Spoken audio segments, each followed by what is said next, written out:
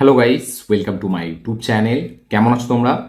এখন আমরা কথা বলবো হচ্ছে সিদ্ধার্থ চতুর্বেদী অ্যান্ড তার পাশাপাশি মৃণাল ঠাকুর স্টারার ফিল্ম, একটা রোমান্টিক ড্রামা ফিল্ম যেটা 20 ফেব্রুয়ারি থিয়েটারে রিলিজ হয়, যেটা সঞ্জয় লীলা ভান্সালির প্রোডাকশন হাউস থেকে এসছে। এর ডিরেক্টর হচ্ছে রবি উদয়ার, যে আমাদের মম শ্রীদেবীকে নিয়ে অনেকদিন আগে 2013 না 12 মম সিনেমাটা বানিয়েছিল, এবং এই সিদ্ধার্থ চতুর্বেদীকে নিয়েই আমাদের এই কিছুদিন আগে ইউদ্রা বলে একটা সিনেমা বানিয়েছিল, যাতে মালবিকা মোহনান ছিল। তো এই দুটো সিনেমা এই ডিরেক্টর বানায়, এবং তারপরে তার 3 নম্বর সিনেমা হচ্ছে এই সিনেমাটা, যেটা নাম হচ্ছে Do Deewane Shehar Mein, starring Siddhant and Mrunal Thakur. Production house হচ্ছে সঞ্জয় লীলা ভান্সালির প্রোডাকশন হাউস। এটা রোমান্টিক ড্রামা ফিল্ম। 20 ফেব্রুয়ারি মানে ভ্যালেন্টাইন্সের এক সপ্তাহ পরেই সিনেমাটা রিলিজ হয়। সিনেমাটা একদম চলেনি, বক্স অফিসে মুখ থুবড়ে পড়েছে, এবং আমি সিনেমাটা ফাইনাল এখন কমপ্লিট করলাম। কেমন লাগলো আমার এই দো দিওয়ানে শহর মে বলে সিনেমাটা, সেটা নিয়ে এই ভিডিওর মধ্যে কথা বলবো। চলো ভিডিওটা শুরু করা যাক। তো কেমন হলো দো দিওয়ানে শহর মে?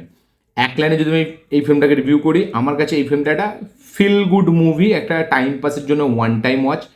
একটা ভালো ভাইবস ডেফিনেটলি ফিল্মটা দেয়, বাট ফিল্মটার মধ্যে সেই সোলটা আপনি খুঁজে পাবেন না, যেটা আপনি পুরো থ্রু আউট ফিল্ম খোঁজার চেষ্টা করবেন।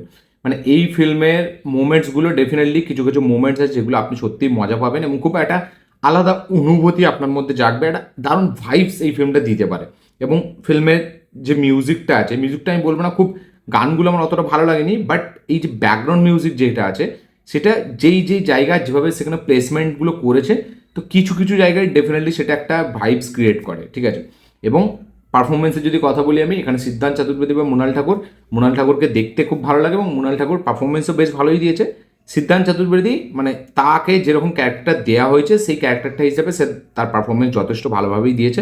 কোথাও মানে তাকে দেখে মানে তাকে তাকে দেখলে মনে হবে যে সে ক্যারেক্টারটার জন্য যে ক্যারেক্টারটা যেটা ডিমান্ড করছে সেটা সে দিয়েছে।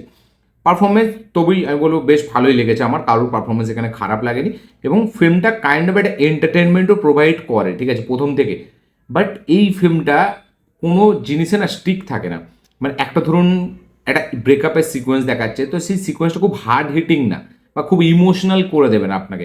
মানে একটা লাইট হার্টেড, মানে ধরুন একটা জিনিস হচ্ছে, মানে সেই জিনিসটার যে ইম্প্যাক্টটা, সেটা পড়ার আগে অন্য জিনিসটাই আবার আমরা দেখছি যে আবার তার কাছে চলে এসছে।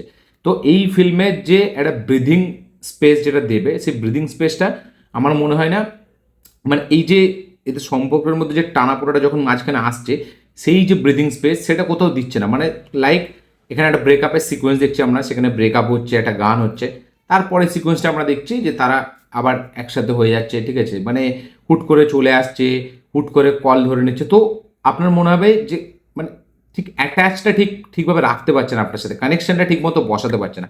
এই ফিল্মটা কিন্তু আপনাকে খুব দারুণ যে বিশাল ইমোশনাল করে তুলবে, বা আপনাকে একদম পুরো আলাদা একটা জগতে নিয়ে যাবে, সাইয়ারা টাইপের কিন্তু আপনারা এক্সপেক্ট করবেন। এই ফিল্মের ট্রিটমেন্টটাই আলাদা, এই ফিল্মটাকে প্রেজেন্টই করা হয়েছে অন্যভাবে। ফিল্মটা ডেফিনেটলি একটা ভাইবস ক্রিয়েট করে, বাট এই ফিল্মটা আমি বলবো না যে কোথাও ব্যাপক একটা ফিল্ম, আবার এমন নয় যে ফিল্মটা খুব খারাপ। মানে এই ফিল্মটা যখন আপনি রাতের বেলা দেখবেন, বা যখন আপনি একাও দেখেন, বা আপনার পার্টনারের সাথেও দেখবেন, একটা না লাইট হার্টেড একটা ফিল গুড ব্যাপার, মুখে একটা হাসি এনে দেবে। তার সাথে সাথে মানে এই সম্পর্কের মধ্যে কিছু একটু হালকা টানাপোড়া, বা তার পাশাপাশি যদি আমি কথা বলি, এখানে অ্যাকচুয়ালি সিনেমাটা ডিল করে অনেক কিছু নিয়ে, শুধু লাভ স্টোরি না, এখানে ডিল করে আমাদের একটা ছেলে তার বাবার সাথে যে সম্পর্ক, সেটা কতটা সেটা ডিল করছে। উল্টো দিকে এখানে আরেকটা টাইপ অফ মানে শরীরকে নিয়ে একটা কাইন্ড অফ একটা ডিরেক্টর এখানে একটা তার আলাদা করে একটা মেসেজ দেওয়ার চেষ্টা করা হয়েছে, যে আপনি যেমন সেরকমই থাকুন, না বেশি বিউটি আপনাকে দেখাতে হবে, মানে দেখানো, মানে আপনার বিউটি নেই তা বলে আপনি খারাপ, সেটা ব্যাটার না। তো এইসব জিনিসগুলোকে অ্যাড্রেস করেছে, আপনারা সিনেমা দেখলে বুঝতে পেরে যাবেন, যেগুলো নতুন কিছু না, ঠিক আছে। যে আমাদের মানে একটা লোককে বা একটা হাজব্যান্ডকে তাকে খুশি করার জন্য নিজেকে ঠিক রাখা, এইসব যে জিনিসপত্রগুলো, মানে আমি ফিজিক্যালি কথা বলছি, সেগুলোকে ঠিক রাখা, তো এইসব জিনিসগুলো অনেক অ্যাড্রেস করেছে, যেগুলো আমার মানে হ্যাঁ ঠিক আছে মনে হয়, বাট খুব ডিপলি সেগুলোকে এ করেনি, বাট ওপর থেকে সেগুলো ছুঁয়ে বেরিয়ে গেছে।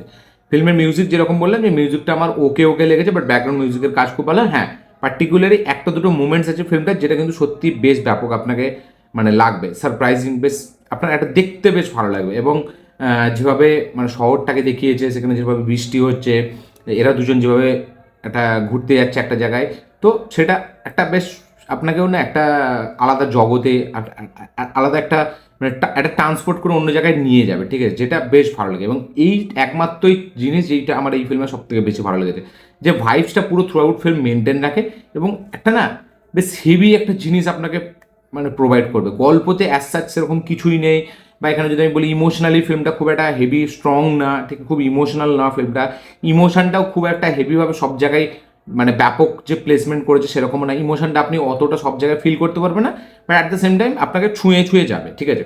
এবং কিছু জায়গায় কিছু মোমেন্টস ডেফিনেটলি ওয়ার্ক করে, সেখানে কমেডি বলি বা সেখানে দুজনে যে দেখা হচ্ছে সেই জিনিসগুলো বেশ ভালো, বা একে অপরের ফ্ল্যাটে মানে একটা এখানে আমাদের যে মেয়েটা সে ছেলেটার বাড়িতে এসে থাকছে, ওই যে মোমেন্টসগুলো সেখানে যে সেই মোমেন্টসগুলো তারা তৈরি করছে সেগুলো আপনার বেশ দারুণ মজা লাগবে।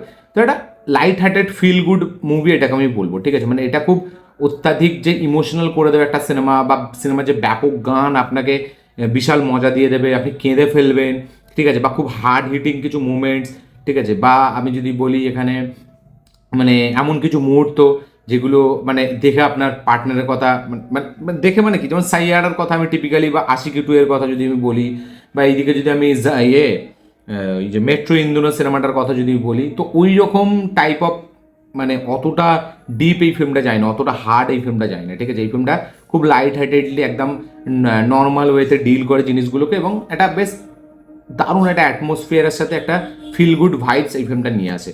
তো ওভারঅলে এই ফিল্মটা ডেফিনেটলি আমার ভালো লেগেছে, এমন না যে ফিল্মটা আমার কোথাও খারাপ লেগেছে, বাট এটা একটা one time watch decent film, ঠিক আছে।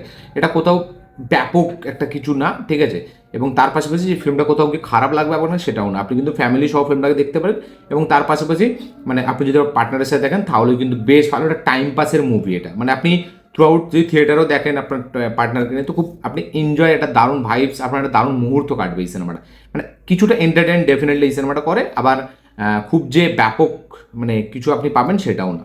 তো ওভারঅলে এটা ছিল আমার রিয়াকশন এই ফিল্মটাকে নিয়ে। আপনাদের এই সিনেমাটা যারা দেখেছেন আপনারা অবশ্যই কমেন্ট করে লিখে জানাবেন আপনাদের কী বক্তব্য, কী মতামত, কী রিয়াকশন। যারা এখন দেখেননি দেখবেন ভাবছেন তারা অবশ্যই দেখুন, দেখে কমেন্ট করবেন আপনাদের কী বক্তব্য, কী মতামত, কী রিয়াকশন। এটা কিন্তু বেশ একটা light hearted feel good time পাসের জন্য কিন্তু বেশ ভালো একটা মুভি।